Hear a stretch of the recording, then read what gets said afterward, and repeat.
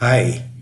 In my earlier video, I had explained the main reason why homing space is needed.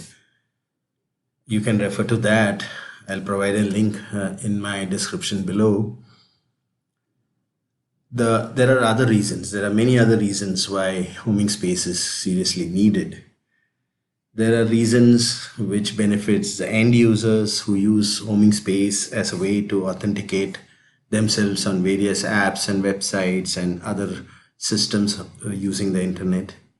But there are also very good reasons why homing space is appropriate for app developers and product developers and system developers on the internet. So I need to pack in many things here, and I will explain one after another.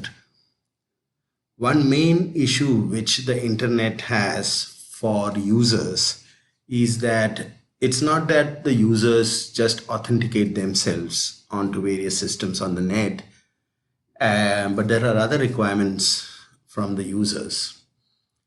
Now, the word authentication means that it addresses the question, are you going to be the same person every time you use that system?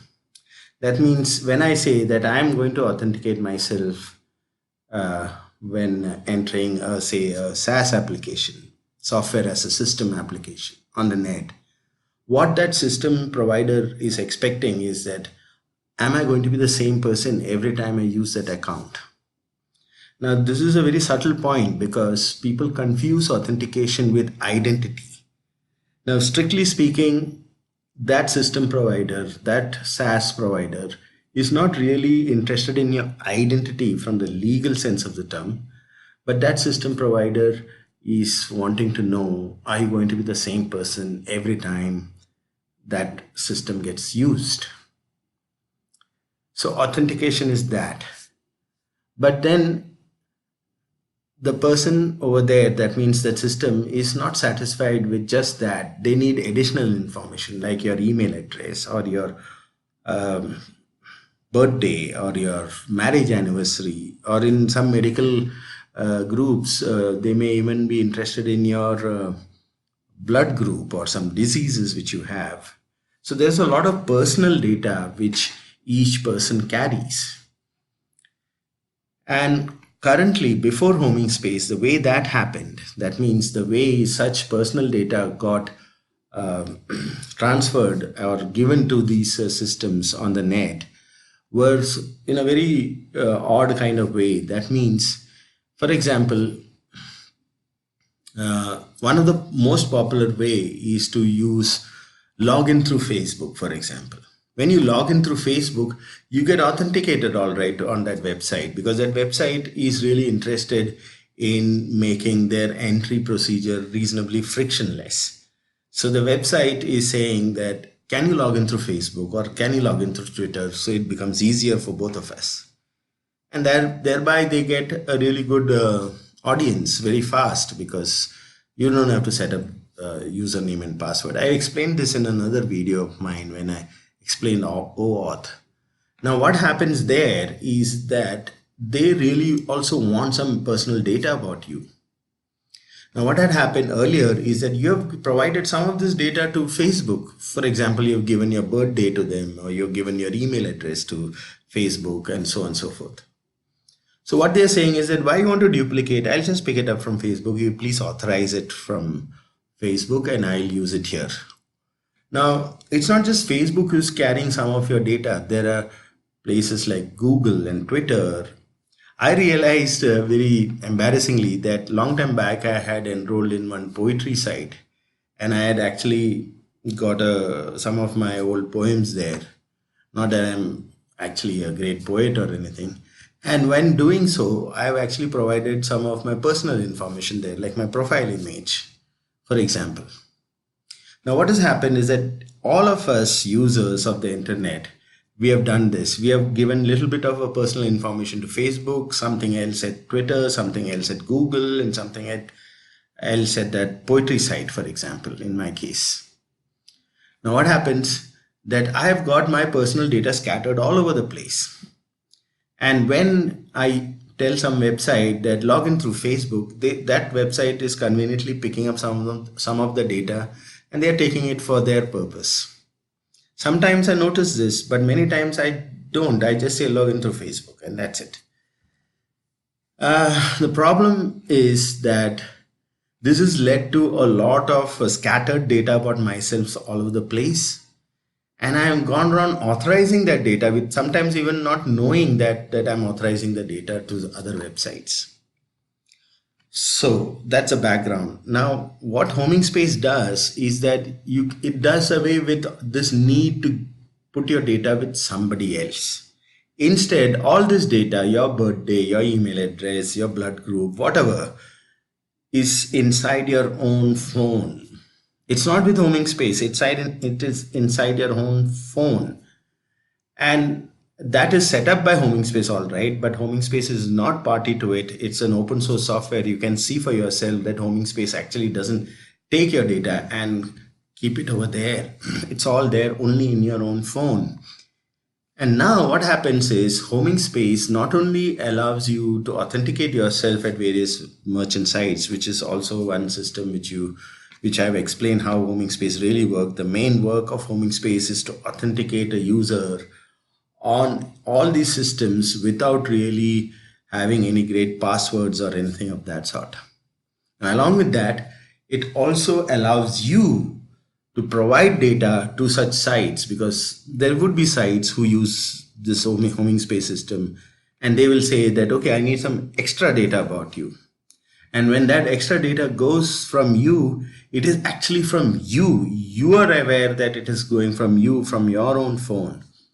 What's the advantage? It's a big advantage. You are always having just one set of data, and that data is inside your phone and you are in control of that. It's not that you've gone around scattering your data a little bit in that poetry site, a little bit on Twitter, a little bit on Facebook. In fact, when I went to that poetry site, I realized that the photograph I have, the profile image, was very different. It was much younger version of me. And that's a little awkward because I'm not passing on the current information to people. So that's a big advantage for end users. So end users are not only protected from others stealing your data and all that, because the credentials are really going in a way that you are in control of that through your phone.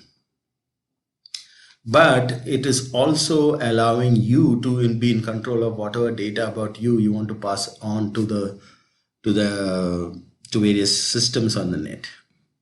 That's one major advantage for the end users.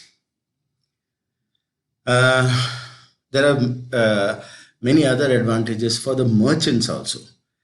Merchants are plagued by something known as Sybil accounts. For example, they say that Facebook is the third largest country. Now, what they probably don't say is probably Facebook could be veritably the largest country with ghost accounts. Now, let me open this out. What I mean is that there are a lot of people, maybe some of the persons who are viewing this video, they know that they've got actually multiple Facebook accounts. I mean, let's not hide this from ourselves at least.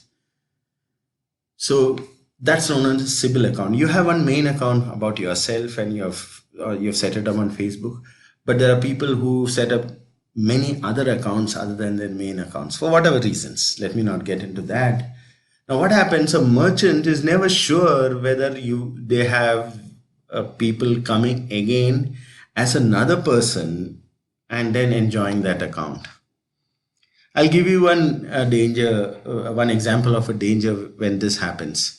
Take Dropbox. When they started, they were giving 2 GB space per email address. In India, what people were doing is they were actually setting up separate email addresses, and for each email, they were getting an additional 2 GB. Now, how they ended up using it, I'm sure it created some hiccups there.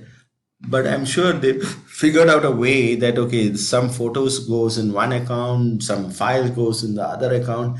And sure enough, now Dropbox is actually servicing one person but that person actually has got multiple accounts. So Sybil is a term which is used technically for those accounts which really doesn't stand for any real human. And it came from psychology or something, that there was a person with split personality, and that person his name was Sybil. So that's why they were called this kind of accounts are called Sybil accounts. So merchants all over the world are actually plagued by Sybil accounts. And when a merchant is actually trying to provide value to the user, and the user sets up multiple accounts, and they are going to be in a loss, right? What homing space does is the chances of having Sybil accounts is quite reduced, because the data which is all done is inside that user's phone. So unless that user has another phone, probably Sybil accounts may not really work. I mean, they cannot really set up Sybil accounts. The other problem is also there, that you have one account, all right, but then you as a person went and shared that username and password with your friends and your relatives, and the same account was used by others also. This also results in a lot of loss for the merchant. Again, homing space comes to rescue. Homing space does not really encourage the sharing of accounts. Why? Because all the mechanisms on how homing space works is inside that person's own phone browser. The browser in the phone is what really does that. It's not done via our site. Our site is actually handling only the username and the public keys, nothing else. So here is a set of all the additional advantages which homing space has. Homing space authorizes data directly from the horse's mouth. That's one advantage for the user. Homing space prevents Sybil accounts. It doesn't entirely rule it out, but it's really difficult to make Sybil accounts. And third is homing space does not really encourage or does not promote the sharing of an account with somebody else, because if you have to share that account, you'll have to actually physically give that phone to somebody else, and also the password associated with that phone. So there is a lot of advantage. There are a lot of advantages in homing space, not just the main one where the user is protected from theft and data loss and privacy issues. So thank you so much. I hope you got that entire picture of what homing space is all about. There are other links which I hope you will share, you will pursue in the description below. Thank you so much.